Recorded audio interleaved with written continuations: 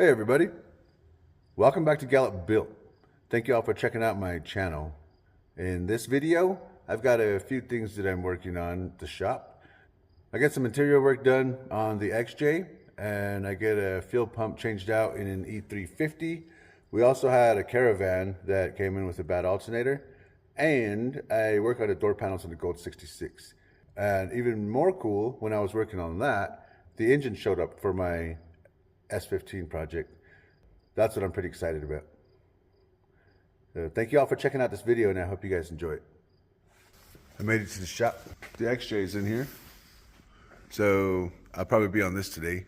Looks like all the plastics are going in, and the headliner is in. Nice. It's a little bit chilly. I'm not sure what's going with the heater in the shop, but I had to go grab my hoodie out of the truck. We're gonna finish this one up real quick, and then we'll get onto the van. The van I need to get on the lift. Looks like we got a few more panels. The center console, e-brake, and seats. I had to go locate these. I think they were missing. They were outside. These are the ones that I had to wash, so I washed them thoroughly. And then I put them in that shopping cart outside to dry. And I guess somebody moved the shopping cart because it was just tossed in the back.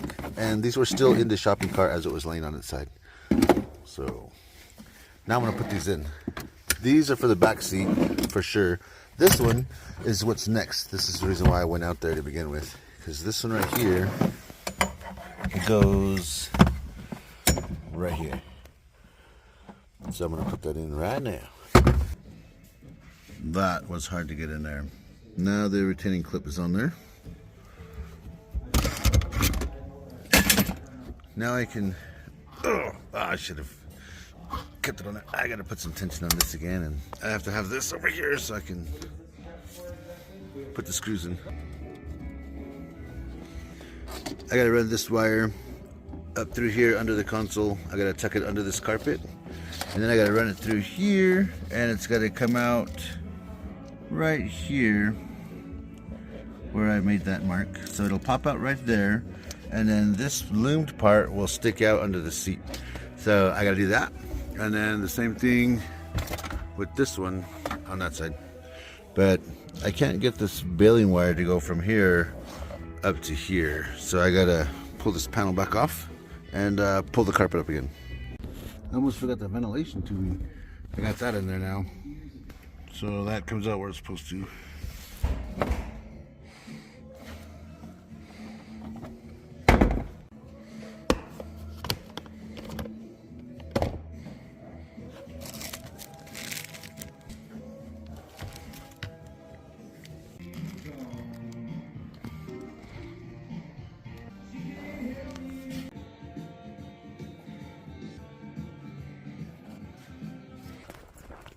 Good morning, everybody. I just got here. Let's see what I got going on today. Probably finished the Jeep. Get started on this fuel pump. I forgot to get this, but yesterday when I took off, we got this panel in, spare tire stuff. All of this was in, all the panels. Today I came in, the seats are in. That's awesome. All the wiring was fixed right here. There was no jack when we bought it.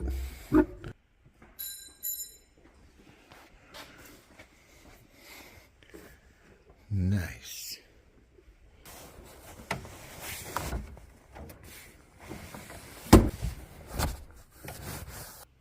Nice.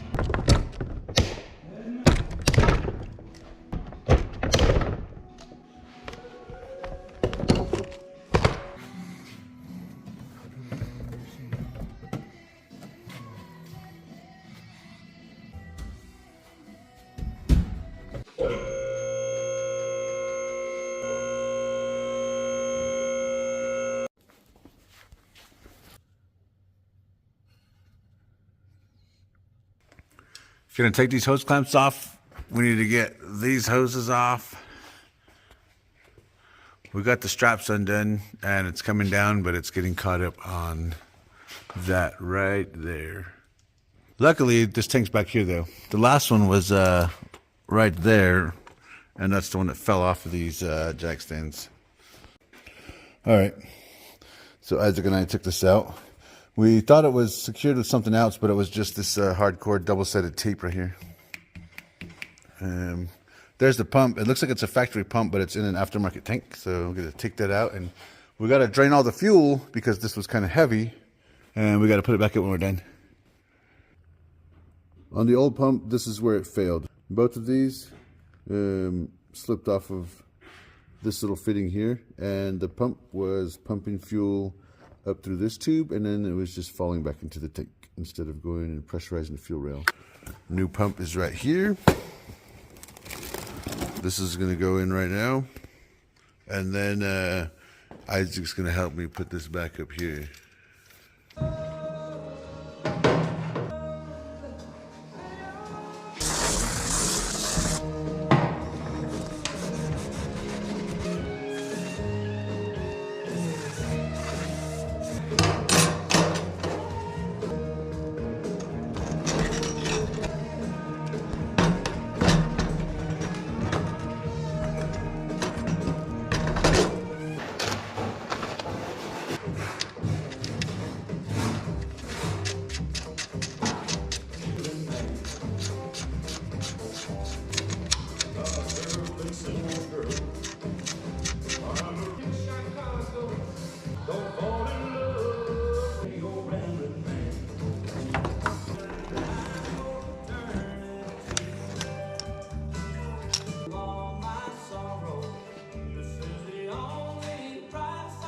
There's an extra line right here. It drops straight back into the tank, and this is for a return line. So this is for a fuel system with a fuel pressure regulator, and the regulator will be vacuum actuated, and it'll open and close a valve that will send fuel back to the tank. So it'll determine the pressure for the fuel rail and the fuel injectors. This one doesn't have that. This one's only got one line coming out, and this is the feed line from the pump, which is this big one right here.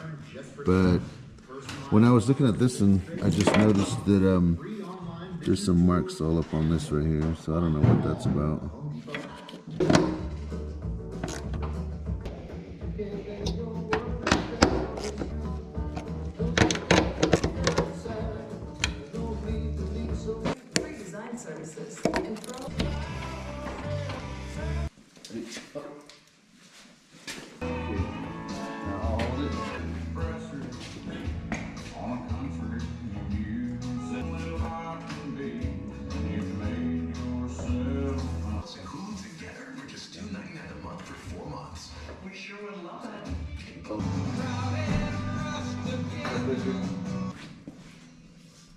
That's cool, I guess that'll work. Before I really put everything back together, I'm gonna see if this thing will start.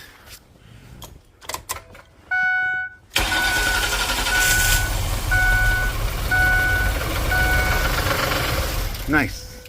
Whoa. That's what it was doing the last time.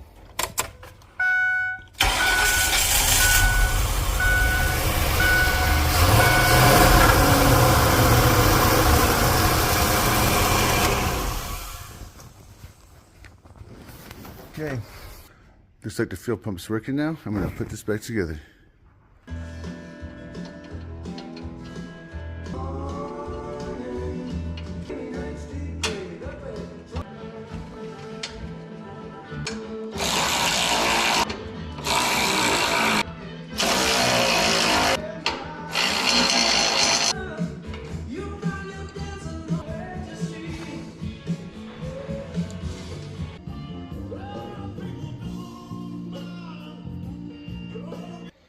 I'm gonna move it out, and then I'll put this cover back on here. But I'm gonna move it out first to make sure this thing starts up and everything. Nice.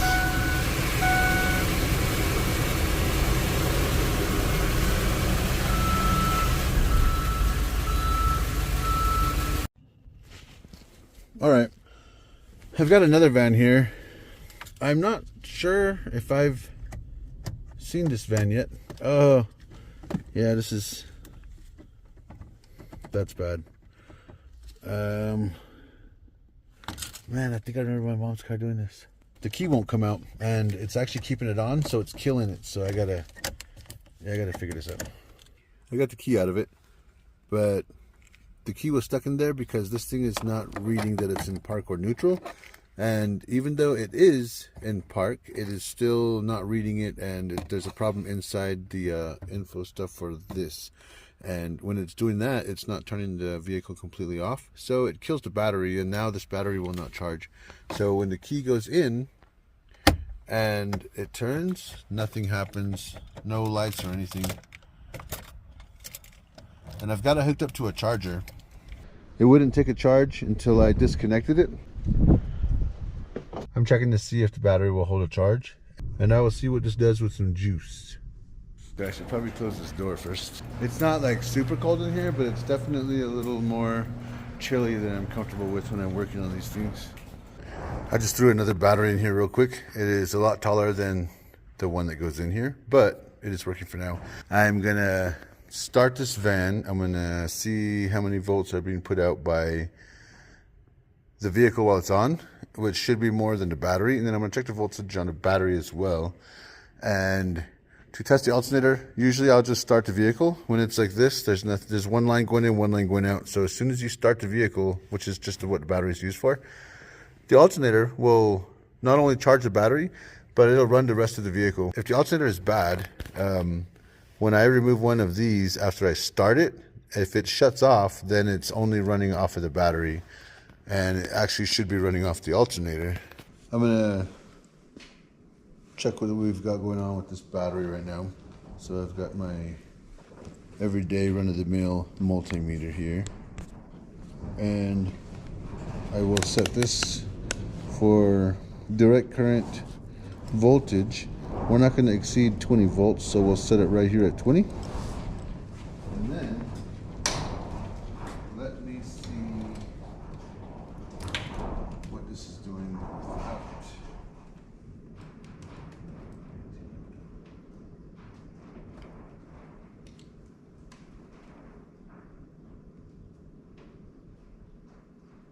$11.9 volts.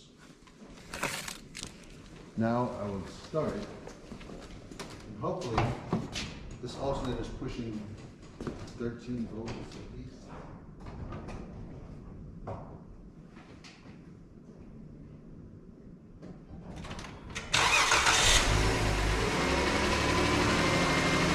Now that it is on,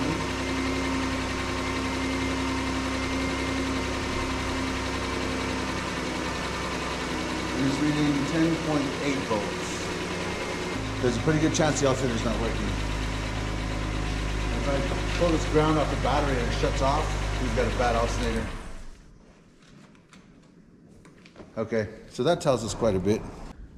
I gotta make sure there's a belt on there first, and then we will see what's going on with changing the alternator. We just have a bad alternator. So the alternator, I don't know if you can see, that's the alternator right there. Oh yeah. Right there's the alternator. Got a few things to remove. First, let me get one ordered, and hopefully they have one in town, so we're not waiting a couple of days. See how far I get before I take off for the day.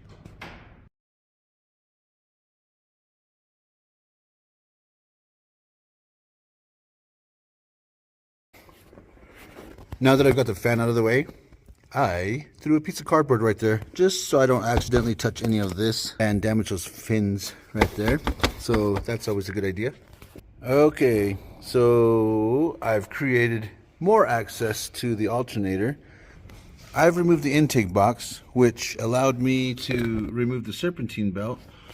I also took this radiator hose, the top hose, off of the radiator, and I tucked it back here. I moved this out of the way real quick. There was an overflow box for the coolant right here. I moved that. And then there was a fan right here, and I moved that.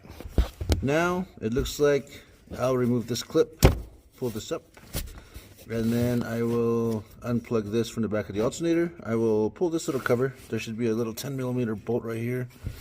I will unbolt that, and then I have one bolt right here going in, and then there should be one going across underneath there somewhere.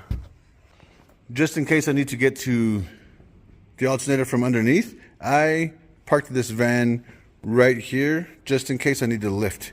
So this is pretty even, this and that, between that tire and this tire. So I shouldn't have a problem getting this on the lift if I need to go underneath there and pick it up a bit.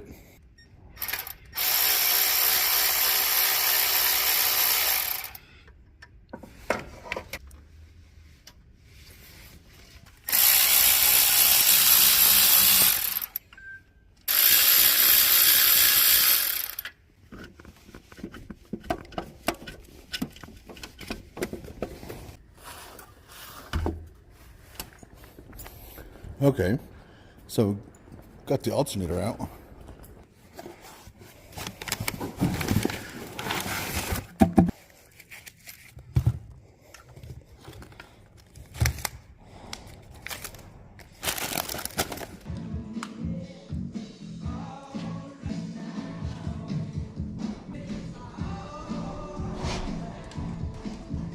Okay, I have the alternator secured and I have it hooked up. So now I am gonna put the fans back in, plug those back in, put the intake back on, and hook the coolant hose back up and add some coolant, and I'm done. I've got it all put back together. I just gotta go see if this battery's any good. Nope. Still reconditioning. Time to lock up and roll out. Okay, after a cleanup and a reorganization of my toolbox over there with the electrical stuff and all the fasteners, I'm gonna get to this door now. There's a latch right here that needs a bushing changed on it. This side is still good, but we're changing it anyway because we did the driver's side. And there are rollers in this track, those rollers right there, the blue one. I've got a whole bag of new rollers and new clips, so I'm gonna change those out on this window as well. That's not gonna be the hard part. The hard part is going to be in here. So this is where I got to change the other rollers, and it's more just a space thing, but I'll get it done. Here are the new rollers with the clips. Okay, so I took the other one off, and now what I'll do is take this clip off the new one. Okay, so I've got this little clip off the new one, and then I'll put the new one in here. Maybe I should lube it up first. Yeah, I'll lube it up first. Here's a new clip. That's gonna go in right there.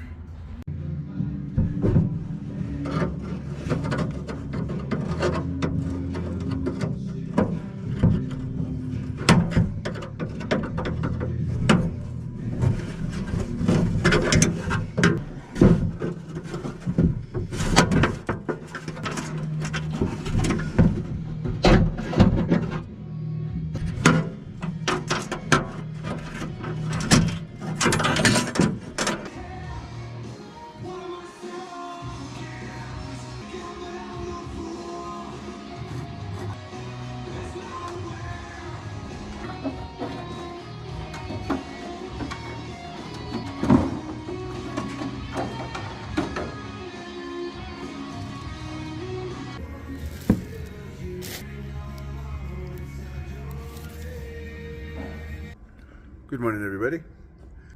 I'm gonna work on the 66 a little bit more today. I don't know what needs to be done, but there are no work rides outside.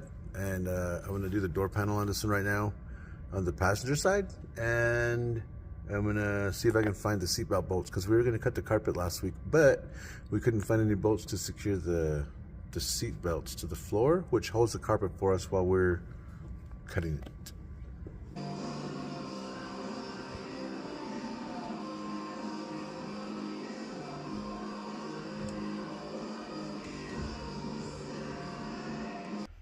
All right, got this panel on. Now I got to put on the window crank, the door handle, and I got to put these screws in here and put that little cover in there.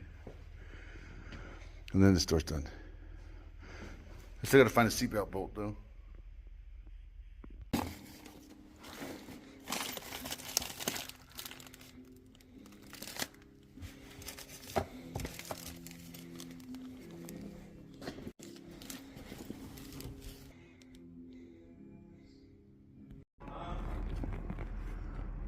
I made it in here to the shop, and this panel was being a problem. I got it to seat again. It's got a little bit of a gap. I don't know why, but I got to figure that out. And when I left here yesterday, I was looking for some little plastic clips. One goes right here. It's like a pin, actually, a little plastic pin. And one goes right here. Those hold on to rubber weather stripping that goes all the way around underneath. I got to glue it on, but that holds it there, and that holds it there. So I checked all over this table right here of stuff that we have, and I checked in all the plastic stuff that was in here. They were right here the whole time.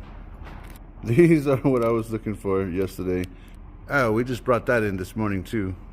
We had to bring that one in because that one is the next one that's on the list of rides that we got to check. That one's got a really bad knocking in the engine or under the valve cover. So I'm going to pull the valve cover and oil pan and check that.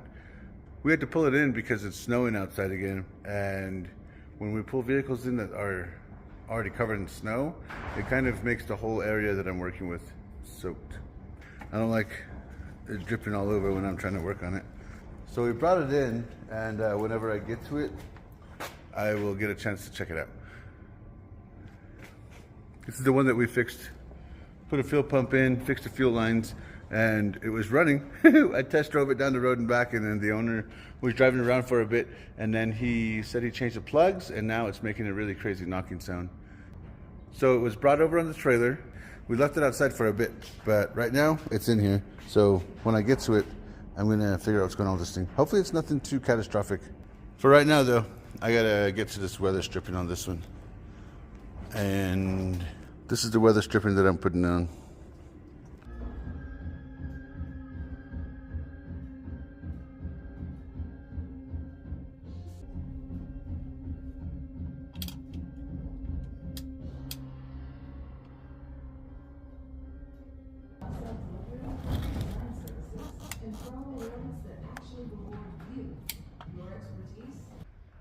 Okay, I've got this first part clipped on, and now the hard part. I gotta run this whole strip around the door without getting that anywhere. So that black stuff is glue, and it's kind of like anti-seize. Like if you just get it on your finger, it automatically gets everywhere. I've got this other little plastic tab on here, and I've got the glue setting on the whole door.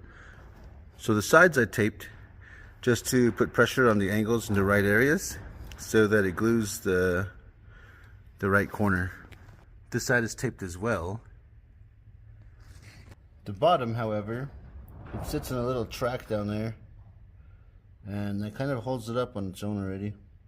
So now the rubber strip is going to dry on this door. I'm going to clean this up because when the carpet goes in, this is going to go in before the seats go in. And this is the original one from '66. I don't know if it was in a barn or behind a barn, but in the Southwest, we don't have to worry too much about rust. So this is usually what they'll look like after 50 years or so. And when I was looking at this before, I was kind of just throwing a little bit of a quick clean on it, and you can see how awesome it still looks. So I'm gonna clean this whole thing right now and get it ready to go back in this one. It's getting a little better. The whole thing looked like this. Now the top is looking cleaner. I probably gotta hit up this black again with the paint.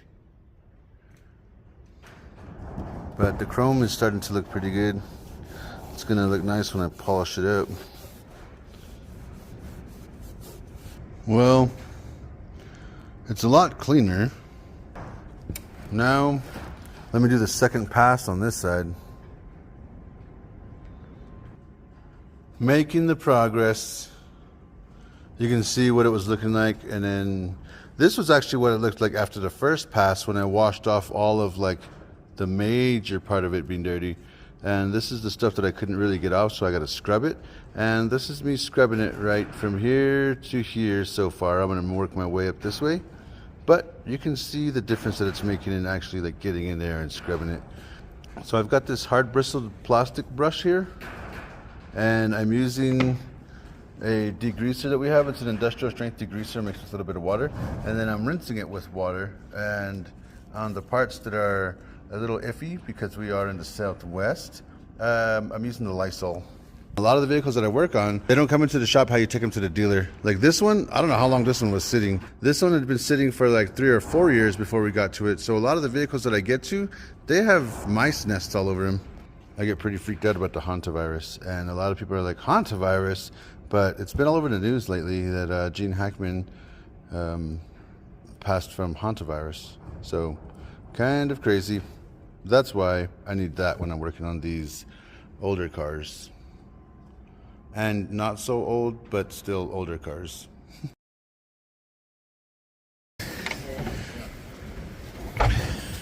Holy smokes.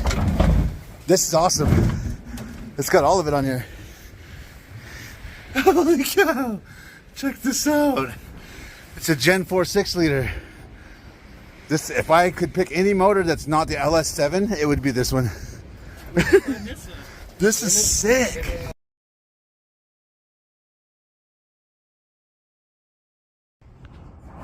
Getting a little closer. Starting to look a lot better. Nice. Yeah, I'm digging it. This is looking really good.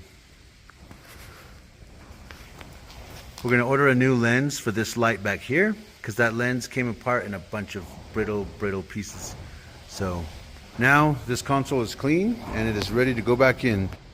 I painted the black again, and I buffed out all the chrome on here with our bench grinder buffer. And now this is ready to go back in. It almost looks good as new. Nice. This is looking pretty good in here. I like it. I like it.